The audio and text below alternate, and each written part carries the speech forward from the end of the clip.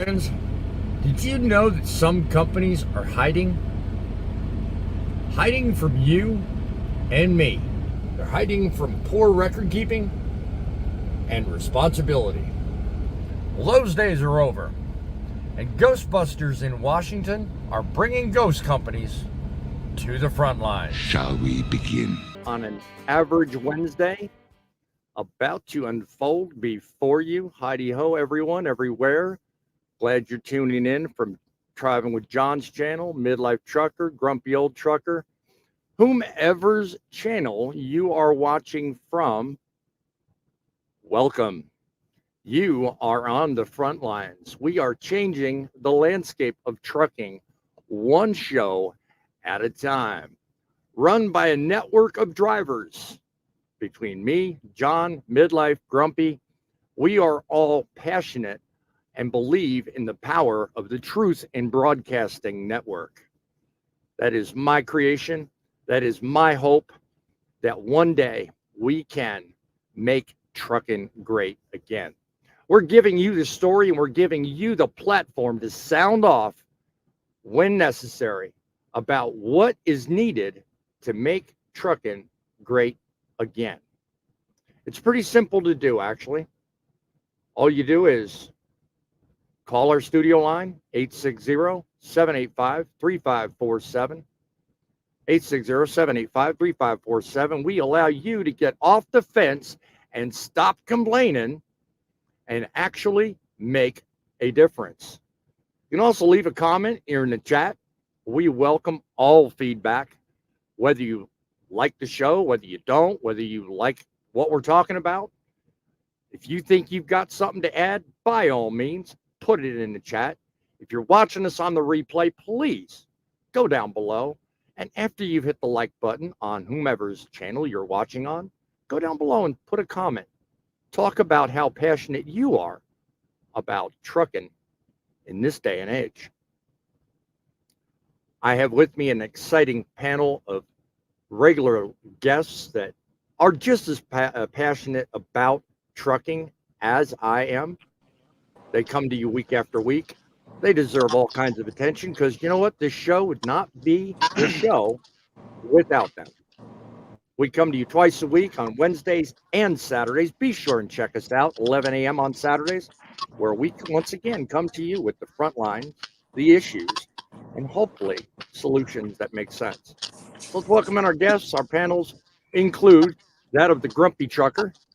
How are you doing today, my friend? I hear you're having some issues. Yes, mechanical issues. Once again. Never-ending frustration for the lifestyle of Grumpy Old Trucker. So Yeah. give me a short 30-second rundown, what you're dealing with. Well, I had seal replaced and brake drums and brakes replaced on one of my axles. Took care of that, good to go. And then I wound up getting about 10 miles down the road, and then my dash panel lit up like a Christmas tree, saying it was overheating and everything else, which was everything was normal. So here I am, right back where I started. Mercy sakes, mercy sakes. Gotta get you some solutions there, my friend. Do I need to call your boss? I don't know if it'd help or not. Well, maybe put him on the front lines. Maybe he'll buy better equipment. So how goes things with you there, Midlife? How's life in Midlife Trucking's world? Just taking a 34, trying to work on catching up some of these videos because, you know, I might be a few compensation videos behind. Oh, my. You can't get behind. Believe me, I know what being behind is all about. So, The users have let me know. Somebody else that knows about getting behind, at least a long time ago. How's like driving with John these days? I'm doing well. I do have to say though, if he is Midlife Trucker, then I'm gonna have to change my name to Teenage Trucker. Teenage Trucker. Okay, I'm More like old. Why do you make that assertion, John? Well, he's calling himself Midlife, but he's so much older than I am, so I must be Teenage Trucker then. Okay. Now we're having the age war. Is that what we tuned into this show for? To have a numbers war? You know, because I think I've So got what? all of you beat here. Well, what would you call me, seeing no, how I've been doing it almost 24 years? You don't have well, you don't have trucking, midlife yeah. beat. Midlife's older But I'm than all of talking us. about age. I think I've got all of you beat here. No, midlife's older than you. Is he? Yes. Yeah. And by the way, Grumpy, you'd be the baby trucker. So we're talking about age now, huh? Yeah.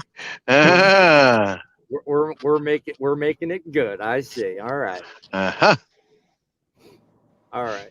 Well, enough of the screwing around and making people wonder if they've tuned into the craziest show on the planet.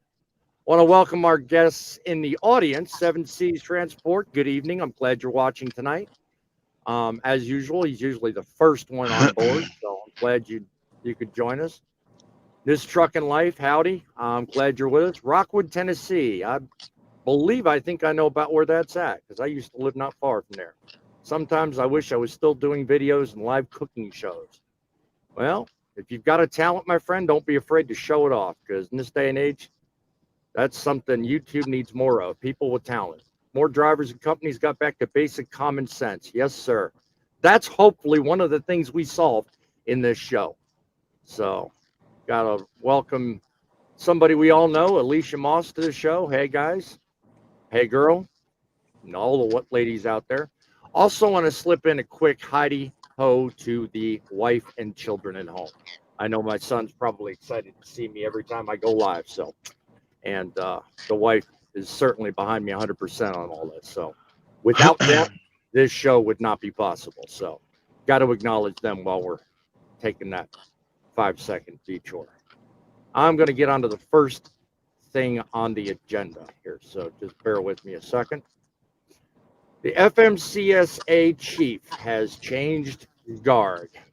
We now have a fella not exactly somebody that's let me start over. Change of guard at the FMCSA. Department of Transportation has appointed a man named Vin White, the acting chief of artificial intelligence, as the new acting administrator of the FMCSA. White, who has over a decade of experience in the federal DOT under the Obama and Biden administration, will continue his role as AI officer while he's doing this, something he's been doing since 2021. This appointment, according to a news source I'm reading from, highlights an increasing importance in automation in transportation. The FMCSA has been without a permanent leader since the step down of the last lady. You all may remember her name. I don't, because I didn't do research on that. He's the third acting administrator this year. His expertise in AI could be valuable as driverless technology advances. Now, who all here is actually in favor of that? I don't. Most of the audience is, but it's a fact we have to deal with nonetheless. Technology is here. It's in front of us. But my question is, and this is where you and the audience can put your opinions in, and we're going to explore a little bit about this moving forward. But is the FMCSA now, because of this new leadership, in better hands, or are we in trouble?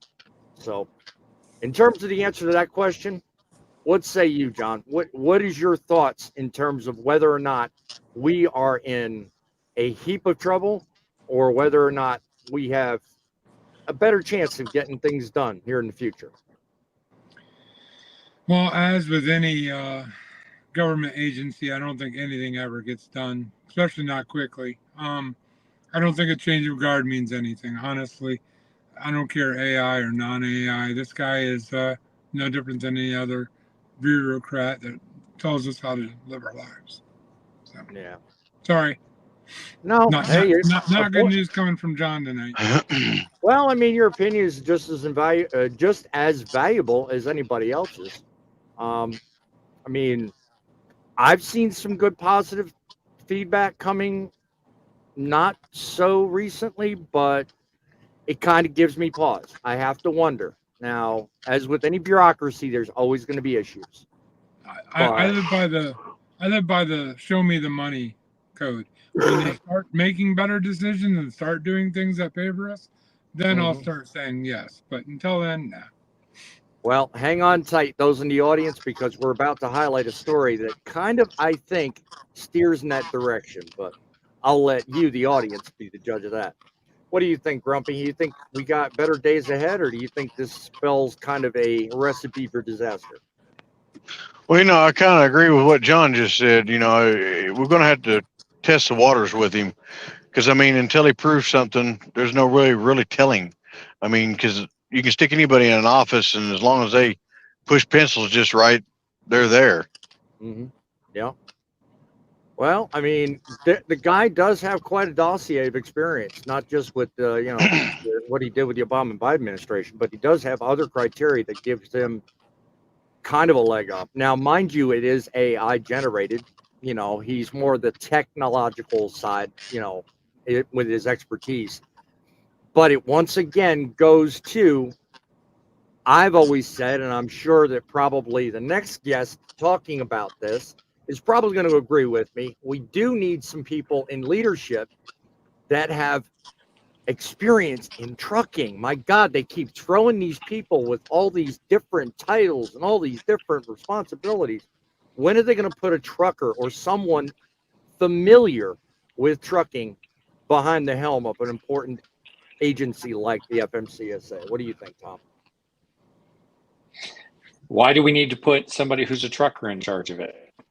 Do you want him to think like a trucker or think like a businessman? Do you want him to think like they're looking at things from a safety and a management perspective, or do you want him to think like a trucker? I want somebody to put in rules and laws that favor our industry rather than just those that are lining his pockets and say paying him donor special privileges and, okay, what can you do for my corporation? Let's not worry about the small guy. What do you think about that? Do you think there's a lot of that going on? I mean, in every agency. I mean, you can always join OIDA or the teams, give up your personal voice to join their corporate voice. That is an option. So are you a union guy? Absolutely not. The unions hold back strong employees. I think that we want people who can manage well at the top. We want people who understand how to get things done and not to let all the rules get in the way of getting things done. The problem we have is if we get the truck drivers up there making the rules, they're going to say, well, you can run 24 hours and that 10-hour break. The problem is every rule you make doesn't just apply to you. It applies to that guy who just got out of truck driving school, who's got no experience, can't tell you when he's too tired to drive, and is afraid to tell his dispatcher no. So the rules have to apply equally to everybody. And the problem with that is they're not, the people who are veterans aren't going to like them. Yep. And I'm not a veteran. I'm a rookie. Yep. Not to throw a whole stick in the whole point of this live, but I've always thought, why on hours of service don't they have graduating levels? When you come out of school, maybe you can only drive 10 hours a day and blah, blah, blah, blah, and then graduate it. Like once you get to like 10 years of driving, when you're tired, and you're not going to tell someone's not going to tell you to drive when you're tired. You're going to pull over and take a break when you need to take a break. Like, I don't understand why the hours of service isn't graduated by experience. I don't know how you would oversee that, but that's probably, I think that would be better than what he's saying. Give everybody roles. One reason it's not is because you got those guys who think they can drive super trucker style. They can drive 20 hours a day, and they take them little white pills. And you remember all the truck stop things they used to do, 4 log books. They think they can drive 20 hours a day or 24 hours a day. They probably can, right up to the scene of the accident. I got something to say to that. No, I disagree. I think when I was new, I shouldn't have been driving 11 hours. And now that I've been driving long enough, I think I could easily drive 12 to 15 hours. But I know the line. I know where to stop. Mm-hmm. Yeah. What you got, Grumpy? Well, I do agree that we need someone that has experience and professionalism in driving in office. Like myself, if I could get in there, I would, because I mean, I try to do it by the book as best as possible. I don't think that we should run too many hours. We should be keeping them at around 10 hours, find a place to shut down. You know, yes, we can run up to 11, but there's no sense in it. Why Hey, run it all out? let me interrupt for a second. Hey, boss man, I think you have an emergency going on. If you want to I jump saw it. back, I saw that, and I've already addressed it. I'm waiting to hear some. So I we'll was just keep gonna going. say, because Unless, if you want to jump out and we can continue without you, I mean, you can just stay backstage. no, I got the messages going on here. That's why I'm distracted. But you know, I'm Okay. monitoring what's going on. So I thank you. Okay. We'll be good. I will let Right, you if you know ever if I want to gotta jump jump out. backstage, we can cover it. But I okay. got you. I got you. Yeah, All right. I certainly thank you. Yeah, I mean, I'm all about supporting the home situation and all, but I'm not going to jump. Yeah, if you can hear me, Mama, popsicles will work too. Yeah, but I'm not going to sell myself short and be useless to her either. So, Yeah. but thank you. I mean, that right No here, problem. folks, right here, folks, is what I talked about earlier. You know, a network of people that together, based on familiarization, like-minded goals, and a well-rounded amount of respect. This is what it's all about. That's why I run this, and that's entirely why I enjoy doing this. Now, I've got a couple of more backstage guests, I think. Somebody with an unknown number. Let's take on an unknown guest with the title 9742. I want to see what this is all about. Welcome, my friend, to the show. You have a letter J. Introduce yourself and tell us what you got to add to the show. I appreciate you stopping by. If you want to be part of the show, you got to speak. You got to say something. Whoever 9742 is, you got to say something, my friend. Nope. Doesn't look like he's willing. So I'll tell you what. If you guys want to join the show, you click that StreamYard link and you authenticate yourself. You make sure you got your microphone set up and you got at least a camera or some sort of way of letting me know that you can't be shown on TV. I'll bring you on, but you got to speak. You've got to talk. You've got to do something, because if you don't in about 5 seconds, you're gone. You're out the show. Sorry, I don't have time to mess around. This is an important show, and I'm not going to play games with it. So Here's the other one. I do not mind people clicking that StreamYard link and becoming part of this show. Or you can look down below and you notice I got the studio line. You're welcome to call that line and we'll entertain whatever you've got to say. You just got to speak up. So anyway, I'm going to move on to story number 2, because I think story 2 plays into story 1. We've got new leadership. We've got a lot going on with the FMCSA. But if you ask me, it looks like we're headed in somewhat the right direction. And here's why.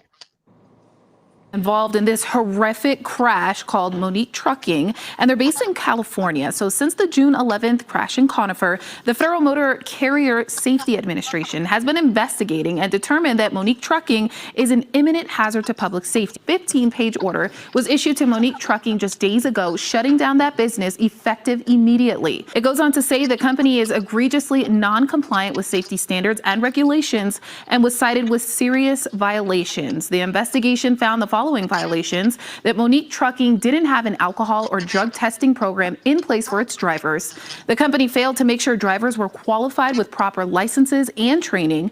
And Monique Trucking did not have a system or even a log tracking drivers' hours. And the company also failed to inspect vehicles on an annual basis. Investigators say Ignacio Cruz Mendoza lost control of his truck, sideswiping 5 cars as he tried to pass them, and ended up jackknifed across the highway, spilling his load everywhere.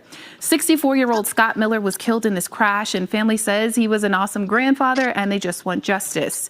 Cruz Mendoza did not have a commercial driver's license at the time of this crash and has now been charged with careless driving. So that report also found that Monique Trucking had a history of evading these safety regulations by deactivating the company to try to avoid complying with safety regulations. That company was given 14 demands to implement if they want to get back up and running. Now that right there highlights a couple of key points I want to make sure everybody here knows. Now, when it comes down to regulations and when it comes down to getting the job done safely, it's everybody's responsibility, whether you're an individual or whether you're a company.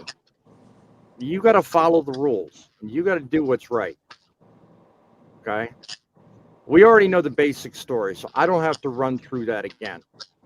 But I will add this. The FMC's investigation revealed a laundry list. You saw it there. We're talking about maintenance. We're talking about safety measures. We're talking about just the basics of hiring people that are qualified to do the job, and a total disregard for drug and alcohol testing. All right. The man that run the company even admitted to tossing away paperwork that was, in his words, something nobody keeps anymore. The company dodged oversight, but this time the FMCSA caught up to it. They actually figured something out. They actually did the job they're supposed to do. So how do you think, if at all, the recent changeover in leadership has affected what we're seeing on screen right now? Do you think that has anything to do with it, or do you think that this was just a lucky find? I think. What do you guys think, John? I actually, from watching that clip, this is what I'm going to say. It's sad that that had to happen in order for them to find all of that out. Mm-hmm. That's all stuff they should be checking ahead of time. Safety scores, if they're not getting maintenance on their that's all stuff that should be checked ahead of time for a carrier. Mm-hmm. And it used to be. And they've gotten lazy over the last few years and just not doing the normal and like dropping inspections and stuff that they used to do. That's part of the problem. And I don't know if a new person running it, experienced or not.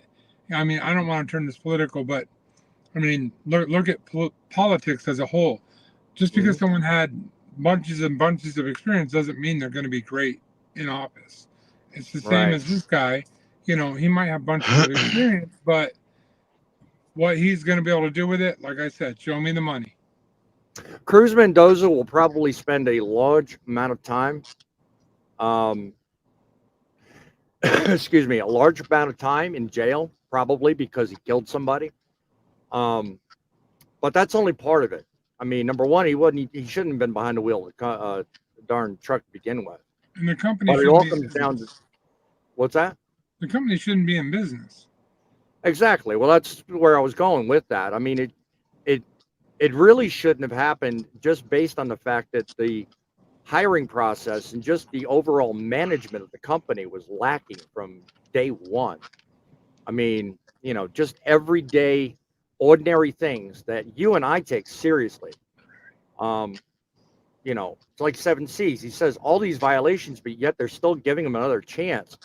Well, I mean, that federal order that news reporter just highlighted says that company anyway will not get another chance. They're going to have to go through a serious laundry list of things, and they'll be out of business for a while, if ever even getting the business back again. I mean, what are your thoughts, Grumpy? Who, what, when, and where, and why? That's why I'm saying, because why would they allow this to even happen without doing the proper checks on everything? And I mean, I can't even go to work for any company without having all this background stuff done. I mean, this is uncalled for, ridiculous. Yeah. It should have never happened. So whatever happens to that driver, to be honest with you, I feel for him in a way, but at the same time, I don't, because he knew all the consequences. The company knew the consequences. So I hope they go for it big time on that company, because they deserve it. Yeah. I mean, this is ridiculous. That should never have ever been let happen, period. Exactly. Tom, you think the change in leadership that we talked about in the first story has anything to do with this? And do you think we'll see more of this? I don't believe that it has anything to do with the change in leadership. I think that the people who are under that leader, they're the people who actually were running the show. It's not the guy at the top that's running it. That guy at the top is the one who reports to the director of DOT. They are not the secretary of DOT. They are not just immediately affecting policy change day Granted, this is on the shipper and the broker. The shipper and the broker were supposed to vet the trucking company Right. that they use, because they are responsible for that load as well. It's not just the carrier. It's not So just you the think driver. So But you think it kind the of driver- follows? So you think it kind of follows the conversation we had last week, where the shippers bear more responsibility than even those on this panel think they do? The shipper or broker. Now, if the shipper vetted a broker, they obviously need to start vetting their broker a little better. And the broker vetted the carrier. They clearly need to vet the carriers better. But here's a bigger thing. If this guy is the right flavor and the right politics, and he gets 110 years, we're going to have a whole bunch of people come out and say, oh, he should not get that time. Let's boycott Colorado. Remember that? Yep, I remember that. I don't think it has Very anything good point. I don't think it has anything to do with shippers or receivers. It's the FMCSA. That company shouldn't even be in business. If they're hiring people that aren't qualified, that don't have a license, if their equipment's not up to date, if nothing's right, they shouldn't be in business. It has nothing to do with the shipper or receiver or broker at all. They shouldn't Well, be in business. exactly. The law 100% disagrees with you, John. FMCSA. Here's an The interesting law question. requires you to vet them. Well, here's an interesting question. At what point, what agency is responsible for actually making that decision? Is it the FMCSA? Is it the DOT? Is it one violation? Is it two? Is it one death? FMCSA controls Where- all of where- it. DOT where does follows that- under them. Well, my question. No, it's the other way around. DOT Well, is the large organization. FMCSA is I said that smaller. backwards. Okay. But the FMCSA is the one that is going to go visit the carriers and check their paperwork and make sure their equipment's up to date and all of that. That's FMCSA is the one that handles that, and they Right. haven't been doing their job. I'm Gary My Cook says, question- makes you wonder how many people are driving a commercial vehicle without proper qualifications. It certainly does. Exactly. But again, And I why go back companies to the would hire them. question between the two of you just a moment ago. Tell me, just so the audience has a better idea, maybe they disagree. If so, put it in the comments. At what point does it become necessary to actually make the decision that person can't drive or that company cannot operate? And who makes that call? Is it the DOT? Is it FMCSA? Who's the one? And at what point do they actually say, you know what, enough's enough? Well, Anybody else? there's already rules in place that if your safety score isn't where it needs to be, they will shut you down. The problem is they're not enforcing it, and they're not double checking on things. That's the problem. It's the FMCSA is the one that has those standards. Now, do you think that goes part and parcel to the comment I made that Tom and I talked about at the start of this segment, where I said maybe it would benefit the trucking industry if we had a leader or set of leaders at these outfits that have actual experience, that knows what it means to run a safe company, to have a better and more appropriate CSA score, rather than let violation after violation after violation stack up. Because right now, these people that are running these outfits, they're not truckers. They're lobbyists. I hate to They're be so corporate negative. executives. I hate to be so negative, but it's whatever back pocket they're in. If they're in the back pocket of the mega carriers, they're going to do things to help the mega carrier. I hate to sound like that, but that's just the reality of the world we live in. Right. Okay. Right. Well, boss man, think of it this way. If you're a one truck carrier and your driver gets pulled over, or maybe a two truck carrier, and your driver gets pulled over and gets 9 violations on the side of the road. He was speeding, he was in the wrong lane, he failed to signal lane change, he gets a whole list of gets put out of service. You're now 100% out of service. Mm-hmm. On the other hand, Swift gets 100 violations a single day. And I just use Swift. I'm not picking on them. I'm just saying they're one of the largest, or UPS or FedEx or Landstar. They get 100 violations in a month. They're still running a growth percentage and they look good. Right. Now, that's why and we are all every step of the way is responsible because they're all parties. So every one of them has to be responsible. The shipper's got to make sure they're using a broker that's reputable, and the broker has to be sure they're using reputable carriers. Right. And if they're not, they wind up being a party to the lawsuit. Well, Yeah, they're all to blame. But in trucking, when you're talking about a carrier that hires a guy doesn't have a license and their equipment's not up to date, that's FMCSA. But yes, legally and for a lawsuit, he is 100% correct. All of them are liable because none of them did their jobs. Right. Well, I want to know is how did they get a damn DOT number to operate if they didn't have all the stuff set up? A system or even a log tracking drivers' hours. Technical difficulties. You do not have to have a CDL to get a DOT or MC number. No. But you don't even have to know how to drive a truck. Well, here's the thing: to get a MC number, a DOT number, you do have to go through a process. They used to have a process where you had to, once you applied, it was like a 30 or 60-day cool-off period. I was just going to mention that. And basically, that was where they vetted you to make sure that you were a legitimate carrier that held the right insurance, that held everything you're supposed to have. They actually are getting rid of that cool-down period, which means it's opening the door for a lot more fraud. You can apply and have your MC number the next day and have drivers on the road committing horrible things on humanity, and it's going to be blamed on all the people that actually care about their jobs and the companies. Not good. Yeah, not good. Not at all. And just for the answer to the question down below, I'm going to play something real quick. Driving. So that report also found that Monique Trucking had a history of evading these safety regulations by deactivating the company to try to avoid complying with safety regulations. That company was given 14 demands to implement if they want to get back up and running. So the answer to your question, 7Cs, is yes, but 14 demands, think about that. It's going to take them a long time to even straighten that out. And I doubt seriously the same owner has that company, even if they met it, they probably come under a lot of scrutiny. Well, here's the thing. Who's going to go out and verify that they've all been completed? They could just submit paperwork saying they've all been completed and be on the road tomorrow. Who's going to check that? Yeah.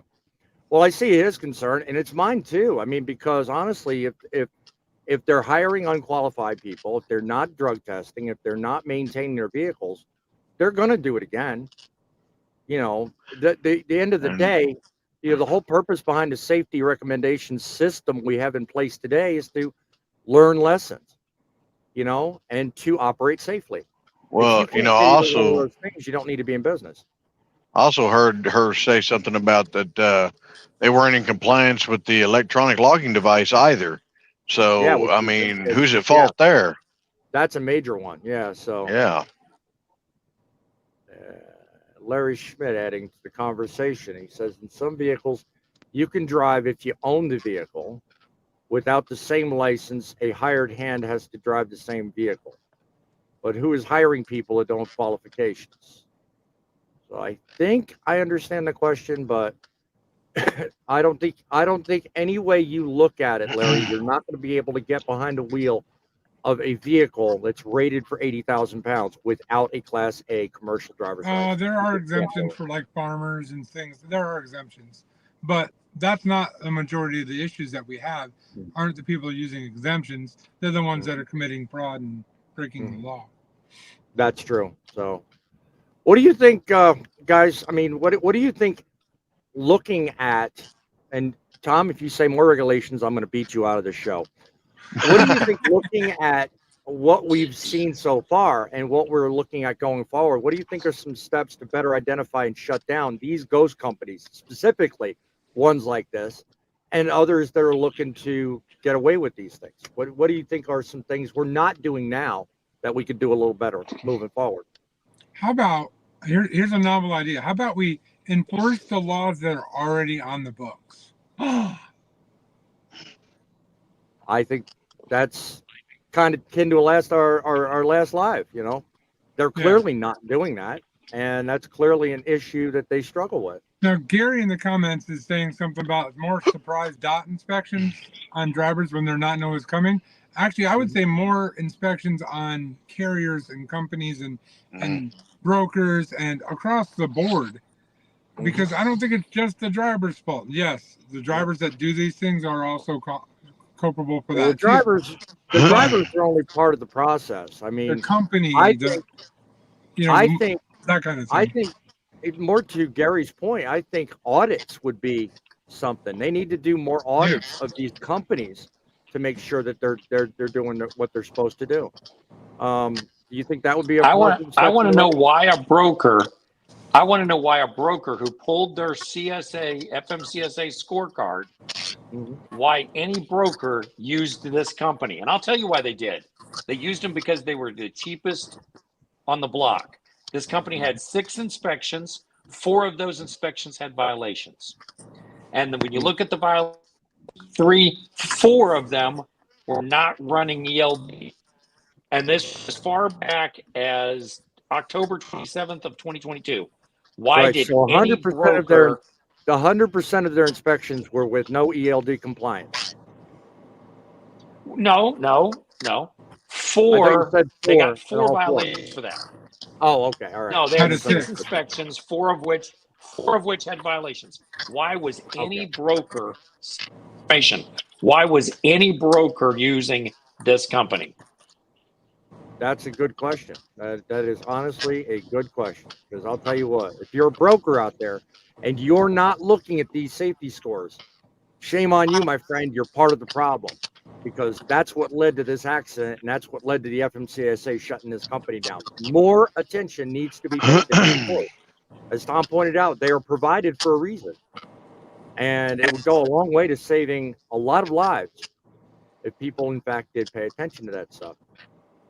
So, companies like Monique Trucking, do you think cracking down on them would lead to a safer industry, or do you think we need to do more to push out these bad actors? I mean, you just mentioned, Tom, brokers. That's a large part of it. But you know what? Some people are looking for a quick buck, so we can't count on them. So, aside from what I just mentioned, what else could be done? I mean, do we need? Well, hate to say it, if more you go, regulations? if you What or do you I, think? if you or I go down and we get our DOT numbers and we decide we want to work, we call we're starting brokers like TQL and all these brokers that will take people who only have 6 months experience or less. Okay, there is no reason that a reputable broker would have used this company. None. Because when you look at their history, come on, 4 out of 6 inspections. Yeah, they only had 1 crash, which is the one that just happened. But the fact that 4 out of 6 inspections they failed, and when you look at what their failures were for, there's no reason you should have been using them. Here is an interesting question. And they only have Here's 2 trucks, by the way. They have 2 trucks. Right. Now, take, for example, a new company that you just mentioned. If you go down to get your MC number, you got to go through hoops. There are a lot of companies out there that will not even touch you if you're a new MC number, if you're a new DOT number. You have to wait. I think some companies require a full 365 days. Some will give you 6 months. Others, it's different time frames. But for the most part, it's really challenging as a new carrier to even get a relationship with some of these brokers to begin with. What would you think if I suggested that possibly streamlining that process and making it easier, but at the same time, a little bit more stringent on the safety side would make a difference in this case? I don't know if you follow my thinking, but a lot of people are struggling, and it's leading to the very scenario you're talking about, Tom. Because such capacity issues are what they are today, brokers are making these decisions to carry with them relationships with carriers they would not normally take because of the problems some of these carriers are having just getting their foot in the door. So if the system's tweaked a little bit, do you think that might help? No, the problem is the broker didn't vet this carrier at all. He took the cheapest rate that he could and said, screw it, I don't care how bad your safety is, I'm going to take my chances. Now he gets to take his shit in court and the shipper who used that broker. So this broker is going to be out of business by the time. Right. That's going to eat up a lot of insurance, a lot of word? Court time. Anyway, all I'm saying is if we approach the problem from the back door rather than from face up, I think there could be a lot of room for improvements just in this problem alone. Because right now, take, for example, Just Trucking. If any of you follow him, he made a big deal for the largest amount of time. Certain apps he tried qualifying, he'd send in his carrier packet, and they just refused to work with him because he wasn't legitimate enough or worked long enough or whatever. So that got me thinking, well, if it's so damn hard getting into the business and establishing these relationships, is it any wonder these brokers are doing just like this fella did? And they're saying, you know what, I don't care about it. I just want the load covered. You know, if one by the problem way, is the solved, driver maybe didn't it'll speak solve another. English. I've One of never their had my, violations was the driver could not read or speak English. And the There you second go. one was driver doesn't have a valid CDL. And the third was driver operating without a CDL. Mhm. That right there should have been enough to say, nope, Nope, never exactly. using that company. Yep, exactly. And those violations, the very first one of the driver not having a CDL was Yep. October 27th. We're talking about a company with two trucks. Wow. This is not some mega carrier. Right. This isn't Super Ego. Yeah. But it looks like they're a relatively new, maybe less than 3-year-old company, right? Yeah, yes, they founded their company in October in 2022. They got their first inspection October. They founded the company in April. Yeah. So well, here's the thing. Go ahead, John. The way our system is set up, that exact company can have a new MC number and be running tomorrow. Yep. Just like pointed out to your right. It happens all the time. And it's part of, I guess, one of the shows I did was 2 weeks ago talking about carrier fraud and broker fraud. I mean, you know what? As quickly as somebody gets into trouble, they go right back out the door. They walk in the front door. They act like there's somebody new numbers, new everything, and boom, they're back on the road again. And you know what? Nobody ever questions it. You know, and it's something that I think the industry needs to pay a lot more attention to, because otherwise, you know, you're going to have more problems just like that. Just like 7C says, a freight hookup. 3 strikes and companies should be shut down. Think about that. I mean, how many of these, you know what? Come to think of it, when you fill out, good point, by the way, Gary. When you fill out a DOT application form for your MC or your DOT application, don't you have to put your social or your EIN number? I always thought you did. You can get another EIN number in 15 minutes. Yeah. I was just probably say EIN numbers are a dime a dozen.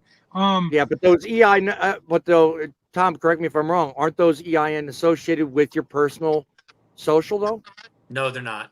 No. Well, because I know mine was when I ran. That's because you had a sole proprietorship. The problem with 3 strikes. I actually did an LLC, but all right. The problem with 3 strikes and a company should be shut down. If it's a smaller carrier, I could kind of see that. But you get a company like Swift or FedEx or UPS, they're going to get 3 strikes in an hour.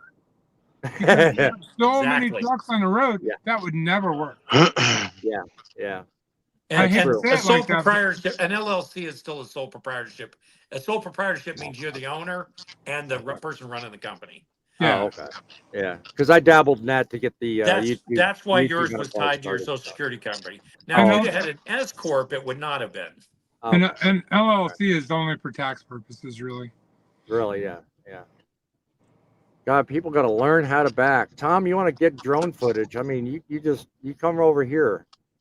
This fella's about to take out a front bumper. I told you that would be an interesting place to park. All right. Everybody will be good to know the emergency seems to be working itself out at home. So I feel a lot better. I'm watching that come across my screen. So no one has to worry, at least so far. So I will be in charge of that momentarily. Hey, look, I mean, you know what? Safety's a big thing. I mean, if you guys haven't figured that out by the run of shows I'm doing, I'm kind of a big guy when it comes to safety, dude. You're gonna flash, bang. I'm waiting. If you hear a large bang, you'll know what it is. 'Cause I'm Hurry, watching- quick! That's good footage. Yeah, right. Camera's not pointed in the right direction, John will swipe that up in a heartbeat. right? Clearly some things need to be done, though. I mean, we could sit here all day long and point the blame at this new guy, with FMCSA. We can point the blame at Pete Buttigieg. We can say, Todd needs to change his outfit, or what's his name? Chris Spears needs to do different things, whatever. I mean, you know what? We can sit all day long and blame the leaders, but a large part of it is us. I've said a while ago, and I stand on this principle. It always starts and ends with you. Guys, I have to check out. All right. John, I appreciate you being with us, buddy. Thanks for having me on. I really do appreciate it. I'll talk to everybody later. We'll see you next time. All Always right. remember, I'll put a truckers good. are people too. I was just going to say that. God bless you. Thanks for joining us, John. All right. Now, I mean, when it comes down to it, it starts and stops with us. I mean, you're probably not going to understand this show if you don't understand English. I could sit here all day long and say that's part of the problem, but it really comes down to each individual behind the wheel, whether you speak our language or you don't. The decisions you make, the choices you make, what companies you work for, what principles they demonstrate for safety matter. And I think a lot can be said for that, because a lot of people just don't care. It's a job. And as long as they get paid, whether it's under the table or not, that's all that matters to them. So I think a lot more needs to be done in that regard. And I think a lot more safety will be realized as a result. What do you think, Grumpy? Well, I agree. I mean, a lot more checking needs to be done instead of just giving numbers out and saying, here you go, start delivering stuff. That's kind of like giving my wife a license and saying, here, get behind the wheel of the big truck. That'll never happen, well, of course. But yeah, that's my point. You can't just throw anybody, the keys to the trucks and expect them to be safe. It just don't work that way. Yep. Good parting thought to move on. Tom, how many tickets can a CMV driver get before they lose their CDL? They're all weighted. They're all weighted differently depending on what it is. Mm-hmm. And getting CSA points does not cost your CDL. You lose your CDL by getting the points put on it by the state. The tickets result in that. However, keep in mind when it says that they had 2 violations, if you look up their violations that they had for this one, again, it says part 393 and 396 that they didn't have their vehicle maintenance standards. Was that a light out? Was it improper dunnage? Come on. We don't know what those are until we go and look at the actual case of what happened here. But the biggest thing is they had 2 trucks. This is a small operation that said, screw the rules. I got 2 trucks. I got a little money. I'm going to run the trucks. And when I get caught, I'm going to go bankrupt. The